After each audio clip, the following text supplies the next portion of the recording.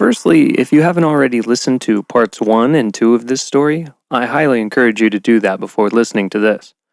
If you have, and the details are a bit wavy, allow me to give you a brief recap.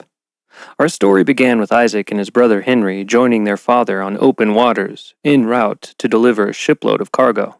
One night, Isaac's father gave him a mysterious gem called the Heart of Gaia.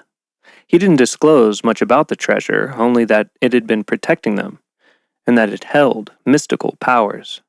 He also briefly mentioned his troubled past, wherein he had done things he regretted. His father gave him the treasure, and Isaac felt its divine energy. Then they were off to bed below deck on the ship. Their sleep was cut short by a barrage of cannonballs bursting through their vessel. They were taken hostage by a monstrous crew of pirates. The captain of the pirate ship revealed that he and his crew were looking for the heart. An argument over its whereabouts ensued, and Isaac was thrown overboard with the gem. As he sank into the ocean's depths, he realized that his possession of the gem had given him the ability to breathe underwater. Isaac was then swallowed by a large fish. Inside the fish, he was approached by a majestic, ethereal being named Lorelei. Lorelei took him to a chamber inside the fish and explained that the gem was an object of desire for both her people, the Insone, and the Absians, another nautical race of beings she described as nightmarish and evil. The Absians interrupted their meeting by blowing a hole into the side of their living vessel. In the chaos of the situation, Isaac, in a moment of desperation and not wanting to lose the heart of Gaia, swallowed it. He was again taken captive, only this time by the Absians. When he woke up, he found himself strapped to a stone altar. A terrible witch, along with her crew of other nightmarish creatures, attempted to cut the gem from his stomach. Isaac escaped, using the otherworldly powers the gem granted him. He found Lorelei, who was held captive in a torture chamber, and together they made their escape through a sewage tunnel connected to the chamber. They were able to kill the witch in the tunnel and cut off the rest of their pursuers. A light at the end of the tunnel guided them into the royal chamber of the king of the Absians. He was a malformed creature who claimed that the Insone were the true villains. In an effort to avoid further bloodshed, and a battle that he may not win with Isaac having possession of the heart, he attempted to make a deal for the treasure. And so our story continues. Isaac knew exactly what he wanted.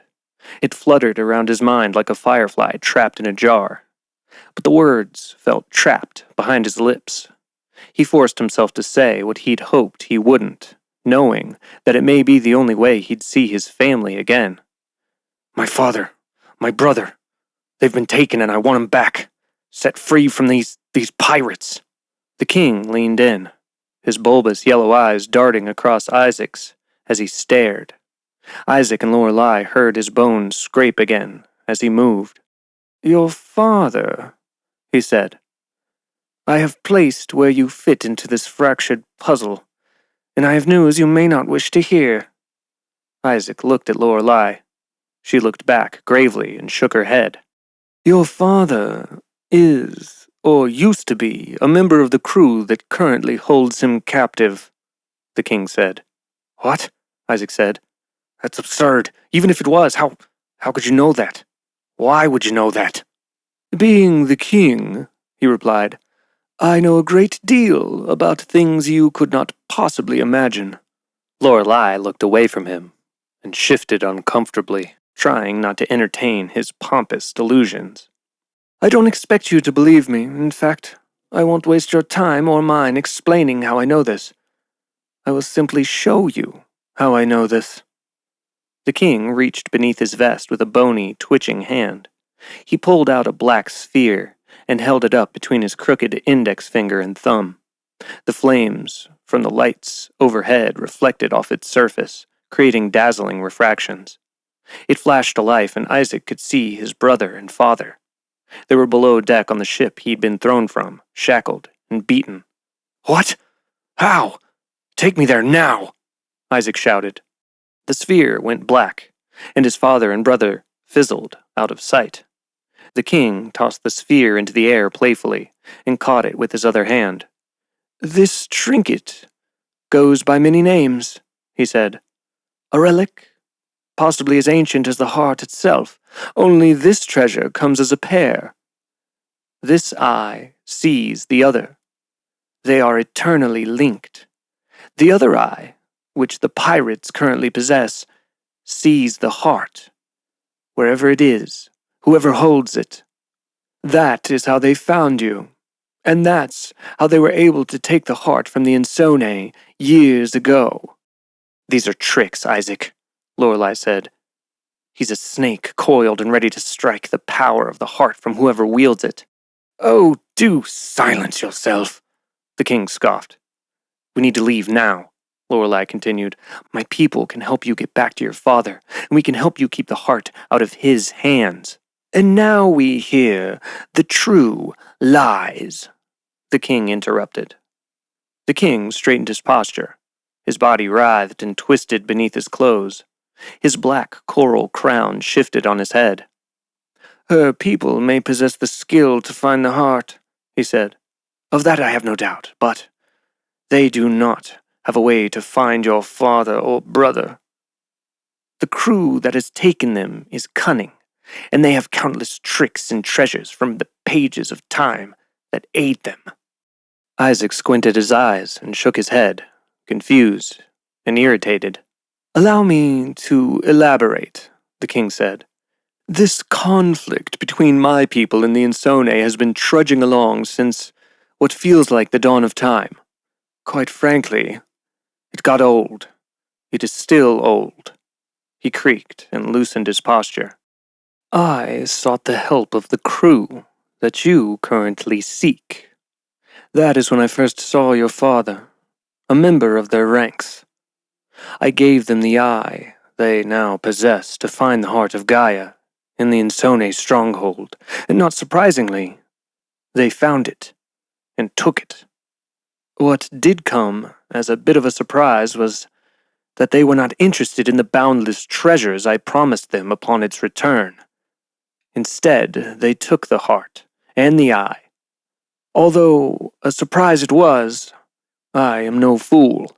The king held the black sphere up again. They were not aware that I possessed this, he said, a continuous link to their whereabouts, to the other eye. We pursued them, and for a time, the odds of retrieving the heart were in our favor. But just as a wolf loses the scent of its hunt, the pirate crew's trail went cold. The link between the eyes was severed. We continued to hunt, but to no avail. As I've said, they are cunning and evaded us at every turn. Years passed, and hopes of reclaiming the heart dwindled. You undoubtedly saw the curse we, or rather my witch, placed upon them. I assume, based upon their many years of plundering and thirst for unsavory relics, that it's one of many curses. They are more of a horror story by this point than a pirate story. Twisted men who crave power perhaps more than the Insone themselves. Lorelei scowled at him. He looked at her and said, I'm sure the light of your people has dwindled as well. Perhaps not to the degree of mine, but I sense sadness in you. An urgency to bring the heart home. Isaac felt a shockwave of heat ripple up his spine and through his limbs. A warmth radiated through him. He calmed the warmth and energy within, collecting himself.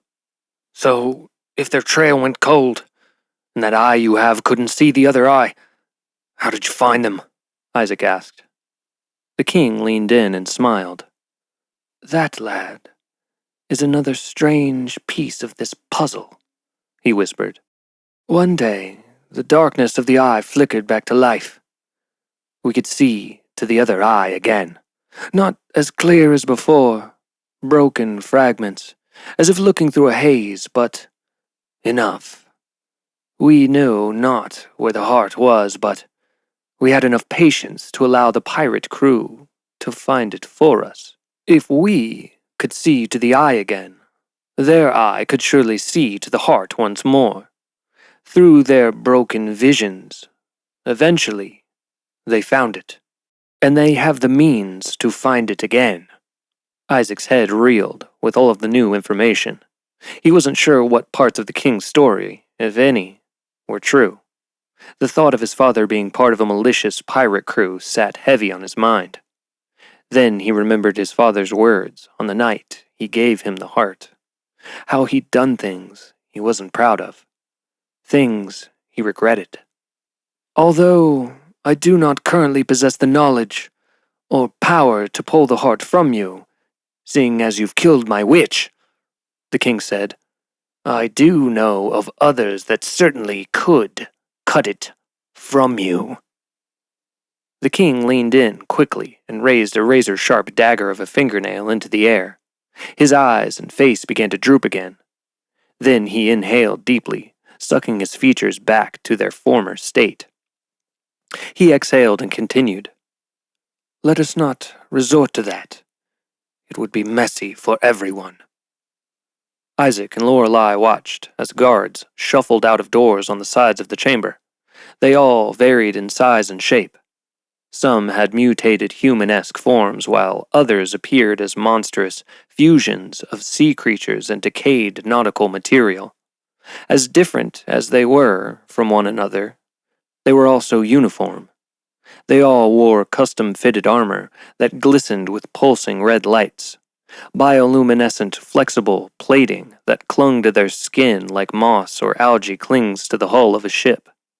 The king stood, his full posture towering over Isaac and Lorelei. Urgency is your desire, but a promise is mine, the king said. His yellow eyes blinked independently as he looked down at Isaac. A promise that once we've retrieved your father and brother, you will hand over the heart. A promise that you won't be ensnared by the offerings of this insone deceiver. He crouched and extended a hand for Isaac to shake, his features again slipping on his face. Isaac stepped forward and began to extend his hand to the king's. The king's smile stretched high across his face, twisted and malformed. Isaac, don't do this, Lorelei whispered. In a flash, the fingers on Isaac's hand fused into one. His entire hand morphed into the tip of a tentacle. Before, when he'd transformed to stop the witch from stabbing him, it was a reflex, something that happened almost out of his control. Now, he used the power of the heart with intention, directing it. His tentacle of an arm shot upward and very quickly plucked the eye from inside the king's vest. The king stumbled backward, bones clattering. His delighted face changed to an expression of hate and dismay. Seize them, he shouted in a guttural tone that contrasted his otherwise regal demeanor. Isaac and Lorelei heard hissing and shrieks from the guards. Red blasts of energy rained down upon them. Lorelei quickly encased them in a translucent, teal-tinted shield. The blows from the Absians bounced off of it. Some of them ricocheted back toward them. The king lunged forward, reaching out to snatch the eye from Isaac. Isaac rolled out of the way between his legs. Some of the reflected energy blasts shot at the king, and he screamed as they sizzled into his skin. His fins flapped open and closed violently. Isaac, with speed he'd never imagined he'd possess, scaled up the perilous, bony back of the king. He wrapped both of his transformed tentacle arms around his neck. The king gasped for air as the tentacles tightened. He held up a hand, and the shooting stopped. Isaac loosened his grip. I have the eye, Isaac whispered into the king's ear. The heart. I hold all the cards now. You have nothing. I need. And if you don't let us go, I will suck the life from you. He was tired of being a pawn and being pushed around, tired of running. Again, he tightened his grip around the king's neck. A burning warmth pulsed through him. The king laughed through gasps of air. You drive quite the bargain, he said, wincing in pain. But we do not surrender so easily. Black spikes jutted from the king's back, tearing through his clothes, into Isaac. Isaac's tentacles uncoiled, and he fell toward the stone floor. Lorelei caught him before he slammed into it and darted toward an open door next to the king's throne. Blasts of energy from the guards followed close behind them as she quickly pulled the door closed. She held Isaac and watched as the holes the king's spikes had made in him began to close themselves. His eyes shot open. The doors behind them exploded, and the force sent them flying across the room. Again, they found themselves pursued by unspeakable horrors. Isaac felt the power within him.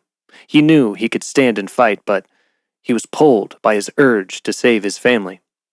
He took aim at a few of the guards, and from his fingers shot waves of electrified bubbles. The guards screamed as they were engulfed by them. They stuck to them, stinging like jellyfish. Their armor and skin began to melt and drip onto the floor. Lorelei motioned toward an open window. They rushed to it and looked down. Hundreds of feet hung between them and the ground below. Lorelei took Isaac's hand, turned to him and said, "Trust me, the heart won't let you fall." Isaac, although he did trust her, didn't need to. He knew the heart would save him from falling to the ground below. Together, they jumped. Isaac found that, like Lorelei, he was able to slow the speed of his fall, unbound by the limits of gravity. They dropped down the side of the fortress and looked out upon the Absian kingdom. It was a black, bioluminescent city, pulsing with green and purple lights. Pointed spires stretched into the air.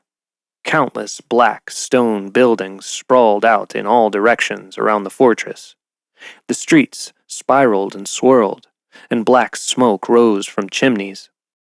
To Isaac, the city looked like a jagged coral reef. It was overgrown with ancient decay, but also alive and thriving. As they fell, they could see a bridge that connected the city to the fortress. Beneath it and circled around the fortress was a moat that bubbled with noxious green liquid. Bones bobbed up and down in it. Mobs of guards poured out of the tall front doors of the fortress.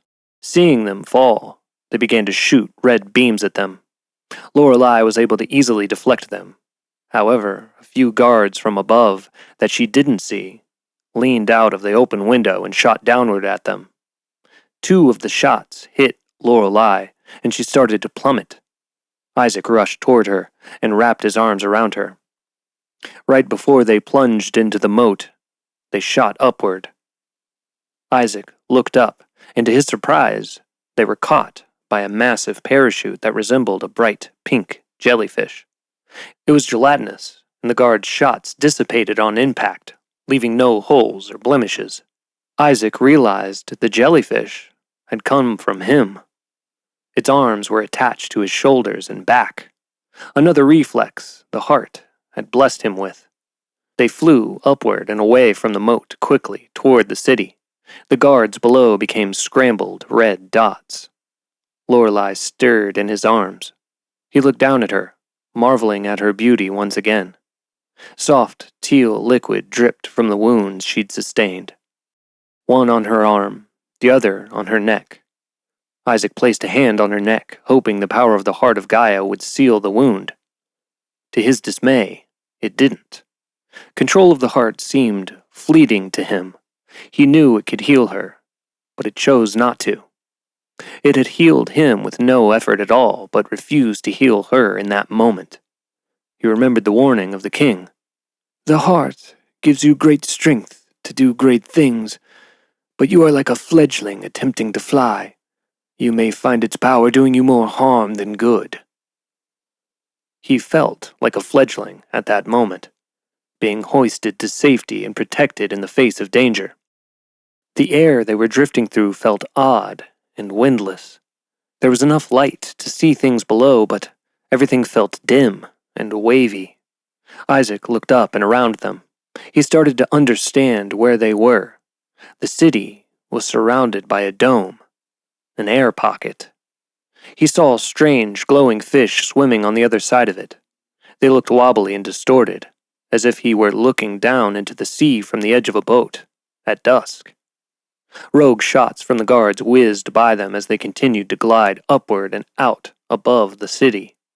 Suddenly, the vibrant pink of the jellyfish parachute faded. It turned a deep, stealthy blue. The inky shade descended down the jellyfish arms into Isaac. He and Lorelei both turned to a shade of cobalt blue. The shots from the guards stopped as the heart blended them into the backdrop of ocean water that formed the city's sky. In a strange way, Isaac admired the beauty of the city below them, the way the lights rippled through it. Although it looked ancient and eerie, it held a haunting beauty, like an old, forgotten cemetery. Lorelei opened her eyes and gasped. "We've got to get you help," Isaac whispered urgently. "I'm fine," she replied, straining to speak. "You're not fine, clearly." The light inside of Lorelei was going dim, and she looked far more translucent than she had before. She gasped again, and Isaac felt her body strain to pull in air. Isaac needed to help her, even in the midst of the confusion he felt over the heart and who deserved it and where it belonged. He felt he owed her his life. She'd saved him from sinking into the depths of the ocean. She'd shown him compassion and certainly didn't feel like a villain in his story. He took inventory of his options. He had the power of the heart, with varying degrees of control over it, and the eye that he'd stolen from the king. He could use the eye to find the pirate crew and hope that somewhere along the way he could reunite Lorelei with her Insone people, but she didn't have time. She was taking breaths that could have been her last. Although he'd been told that the Absians were wicked and corrupt, Isaac wondered. He'd heard many stories about evil men and corrupt people that had lost their way in pursuit of power. But they lived in the world with everyone else. They walked the same streets as priests, mothers, and children. They sailed the same sea as he and his father and brother had. The Absian king was surely corrupt, tainted by his lust for power, but he wondered if that had to mean his entire realm would be. Perhaps Lorelei had only seen or been told stories about the darkest Absians. Perhaps flickers of good remained among them that hadn't been swallowed by wickedness. His thoughts were cut short by a sudden burst of heat surging through his body again. Like the night he was given the heart, complex geometric shapes formed in front of him. His vision blurred, and the edges of what he could see became a black vignette. Nausea gripped his stomach, and the shapes in front of him began to flicker. They started to crack and split, falling to the ground below. The vignette closed in around him, and the nausea became overwhelmingly painful. The jellyfish parachute folded in on itself as he felt Lorelei slip from his grip. Air rushed past as everything went black, and he fell toward the Absian city below. For some time, Isaac saw nothing but pitch black. No sights, no sounds, just an empty void. He felt like he'd been sucked into a hollow chasm in his own mind. Then, he smelled something, a savory scent that tickled his nose and gently brought him to the light that sat on the other side of his eyelids. Slowly, he opened his eyes. For a moment, he thought his nightmare was over, that he'd awakened below deck on his ship, leaving the madness and chaos behind in a world of dreams. As his vision cleared and the waviness of his surroundings solidified, Isaac saw something that he would have never seen below deck on his ship. A fireplace. He shot up and realized that he'd been lying on a soft, warm bed. He heard scrambling from below, and something jumped from the floor onto his lap, licking his face and whining playfully. Isaac quickly realized that the licking was coming from two tongues. He reached down to calm the creature that had welcomed him, pulling it away from his face. The animal was unlike any he'd ever seen. It had two heads, each mostly resembling that of a small dog. Its fur was coarse yet soft. The fins that shot from the top of the two heads ran down the creature, connecting at the shoulder blades. 6 legs 3 on each side kicked and scampered on the bed. 2 long, scaled tails wagged wildly, ruffling the quilts and blankets. The tongues of the creature darted through sharp, pointy teeth that Isaac was thankful it had no interest in using. "Quixie! Palm! No, no, no, no! Let him be! Come here!" a voice called out from the far end of the room. Isaac turned and jumped at the sight of the woman calling for the creature. Her many, crab-like legs clicked and clacked on the stone floor as she scuttled over to him. In the dim light of the fire and the few candles lit around the room, Isaac saw more of her features. Her face didn't look much different than that of an elderly woman, save the deep green shade of her skin. It was wrinkled and aged with time, but her mouth and eyes both smiled, a genuine smile. Draped around her head and strung throughout her hair were silver seashells. Pearls and crystals hung from her neck. Her gown was simple yet embroidered along the edges with intricate gold patterns. 2 human arms reached out through sleeves, along with 2 purple and teal crab-like pincers below them. A thick gold belt adorned with a conch shell separated her upper human form from her lower crustaceous appendages.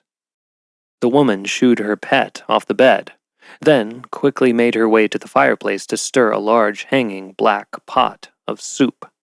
Isaac found himself surprisingly relaxed and comfortable in his bed. The nausea he'd felt before, drifting into unconsciousness, was gone, but he felt empty and very hungry. Sensing that the heart was no longer inside of him, he yanked his blankets off and quickly stood. "The heart's on the nightstand, sweetie. Don't you worry your little head," the woman said as she took a sip of soup out of a ladle she held with her crab claw. Isaac turned and saw it. He grabbed it from the nightstand. Then he reached into his pocket in search of the eye.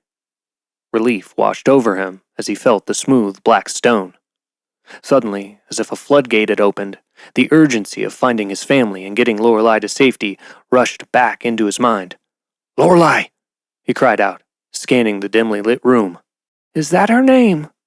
That's a pretty name," the woman said, taking another sip of soup. "I got her all patched up. Just in the nick of time, too, from the looks of it. Pretty little thing." Isaac scanned the room and was relieved to see her sleeping soundly in a bed on the other side. He turned and looked at the woman. She had taken a seat at the sturdy wooden table in the middle of the room and was pouring hot water into a cup. "Tea?" she asked. Isaac slowly walked to the table and took a seat. What happened?" he asked. "I truly wish I knew," the woman replied. "I went out to fetch a few herbs from my garden and found you two. You're lucky you landed where you did, not in my compost. And you needn't worry, I am a healer." She motioned around the room at the many vials, bottles, dried herbs, and apothecary equipment. She nodded toward Lorelei. "Haven't seen one like her in ages. I'm a bit of a hoarder when it comes to medicines, though, and I had some things to patch up one like her. And Insone." Isaac sat, stunned. A part of him was waiting for the king's guards to jump from the shadows. He thought it strange what a serendipitous fairy tale his story had become, to land right into the arms of a sweet, gentle soul. The coincidence of the situation made Isaac uneasy. Then he remembered the words of his father. "The heart doesn't want to be found by those with dark souls. Its very essence, its nature is pure." Isaac sat the heart on the table in front of them. A glowing red light bounced around its crystalline structure. "I found it next to you in the garden," the woman said. "And you didn't feel the urge to take it? To keep it for yourself?" Isaac asked. "This is a gift," she said. "It is a gift to the world, and it's not meant for anyone, but for everyone. So many have tried to keep it. So much war and pain and grief. If only it could speak. If only those who aim to keep it could see the folly of their ways." Isaac looked back at the heart. The fluttering light inside of it calmed and pulsed steadily. "But you're an Absian. I was told the Absians were—" The woman cut him off. "I am not an Absian," she said sternly. An awkward silence hung in the air for a moment. Then she continued. "I'm sorry. Absian and Sone, labels. The rulers write the pages of history. They raise the flags, build the empires, lust for power. The Absians and the Insone are one and the same. Both civilizations are corrupted by the power of their leaders, both told that the other side is the enemy. All the while, the true enemy is the lust for more power. These labels, they mean nothing. They're simply constructs built by those in charge to create a sense of false unity. One side fights the other while both sides reach for the same thing. Power. If your friend over there," she nodded toward Lorelei, "had been born on my side, she would be fed the same narrative I've been fed. She would see the Insone as the enemy. Had I been born in the Insone kingdom, I believe the Absians were the enemy. I choose to be who I am, a healer, not an Absian.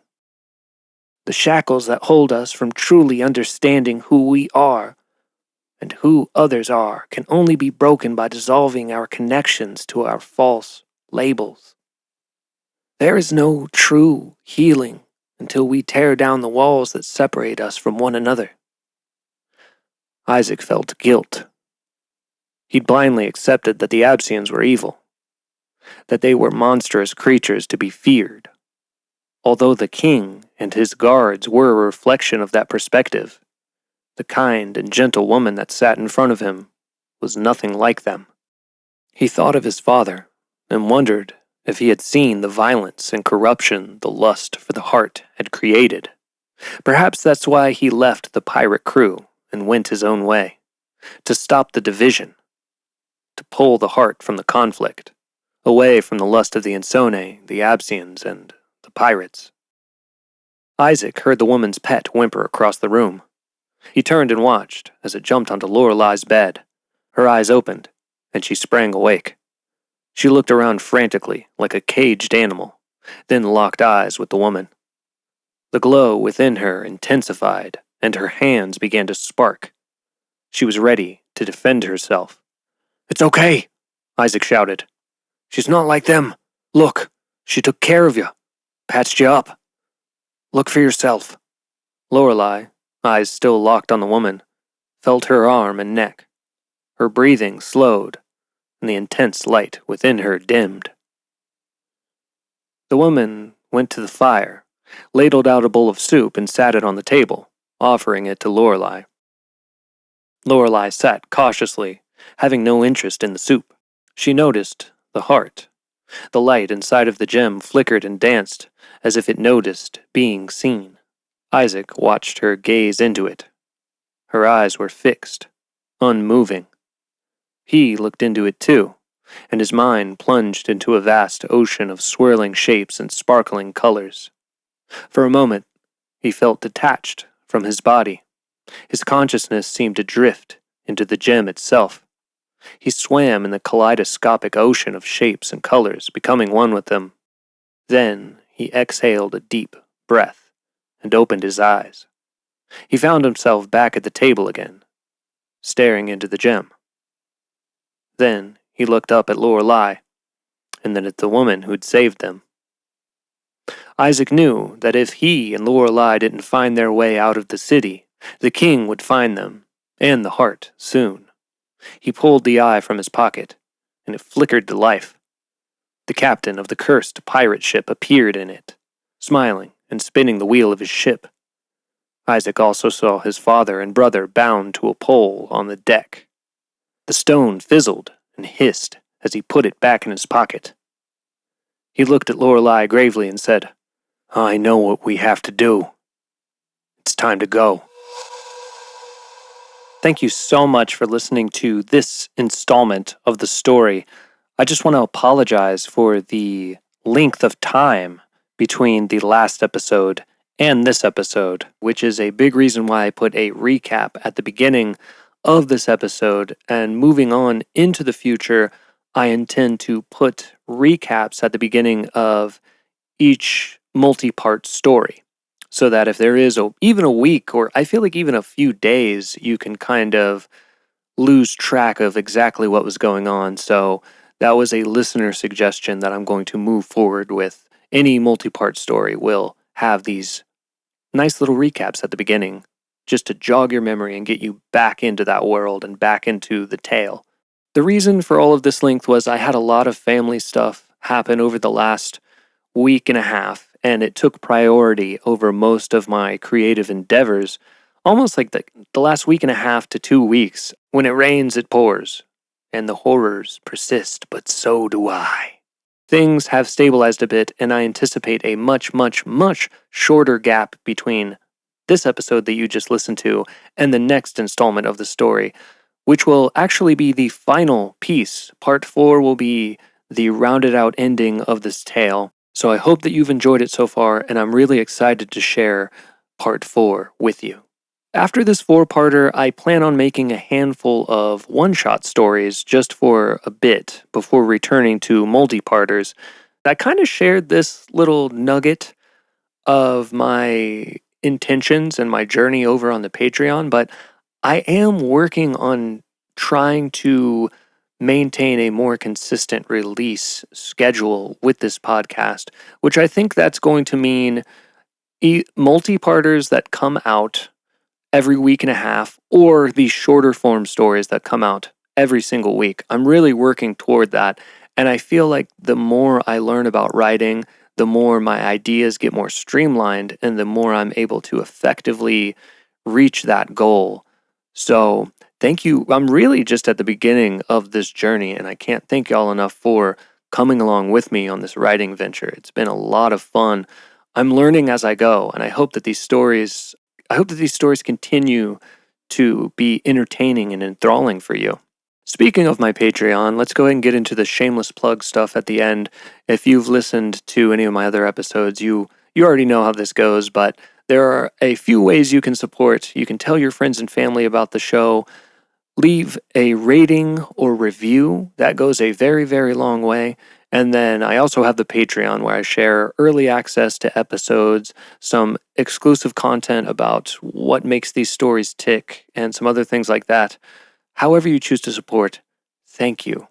I'll see you for part 4, the ending of this story, and after that we plan to get into some very spooky stuff for September and October. So stay tuned, and as always, keep creating.